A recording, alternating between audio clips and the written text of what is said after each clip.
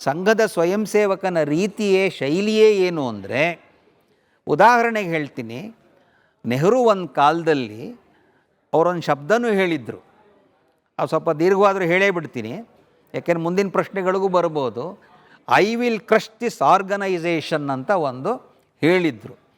ಆವಾಗ ಶ್ಯಾಮಪ್ರಸಾದ್ ಮುಖರ್ಜಿಯವರು ಅದಕ್ಕೊಂದು ಉತ್ತರವನ್ನು ಕೊಟ್ಟಿದ್ದರು.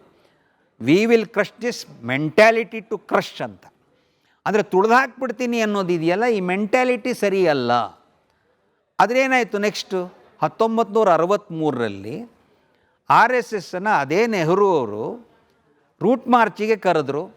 ನಾವು ರಿಪಬ್ಲಿಕ್ ಡೇ ಪೆರೇಡ್ನಲ್ಲಿ ಸಂಘದವರು ಅಫಿಷಿಯಲಿ ಇವತ್ತೇನು ನೋಡ್ತಿರಲ್ಲ ಜನವರಿ 26 ಪೆರೇಡ್ನಲ್ಲಿ ಭಾಗವಹಿಸಿದ್ವಿ ನಾವು. ಆವಾಗ ಕಾಂಗ್ರೆಸ್ನವರೇ ನೆಹರುನ ಕೇಳಿದ್ರು, ಕ್ರಶ್ ಮಾಡಿಬಿಡ್ತೀನಿ ಅಂದ್ರಲ್ಲ ಅಂತ. ಆವಾಗ ನೆಹರು ಏನು ಹೇಳಿದ್ರು, RSSನವ್ರು ದೇಶಭಕ್ತರು.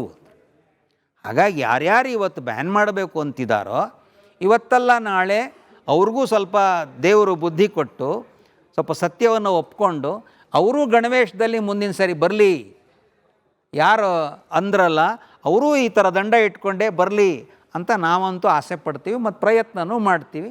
ಮತ್ತು ನಮ್ಗೆ ವಿಶ್ವಾಸ ಇದೆ, ಯಾರ್ಯಾರು ಆರೋಪ ಮಾಡಿದವರು ಬೇಕಾಷ್ಟು ಜನ ಆಮೇಲೆ ಸಂಘಕ್ಕೂ ಬಂದಿದ್ದಾರೆ. ಹಾಗಾಗಿ ಇವತ್ತು ಯಾರ್ಯಾರು ಹೇಳ್ತಿದ್ದಾರೋ ಅವರು ಕೂಡ ಈ ಕಡೆ ಬರ್ತಾರೆ ಅಂತಲೇ ನನಗನ್ಸುತ್ತೆ.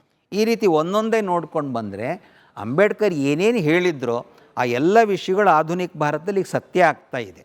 ಹಾಗಾಗಿ ಅಂಬೇಡ್ಕರ್ ಕಂಡ ಕನಸು ಮತ್ತು ಸಂಘದ ಕನಸಿನ ಭಾರತದಲ್ಲಿ ವ್ಯತ್ಯಾಸ ಇದೆ ಅನ್ನುವುದು ಅತ್ಯಂತ ಸುಳ್ಳಿನ ವಿಷಯ. ಅಂಬೇಡ್ಕರ್ ಹೇಳಿದಂಥ ಎಲ್ಲ ವಿಷಯಗಳಿಗೂ ಸಂಘದ ಸಮರ್ಥನೆ ಇದ್ದೇ ಇದೆ.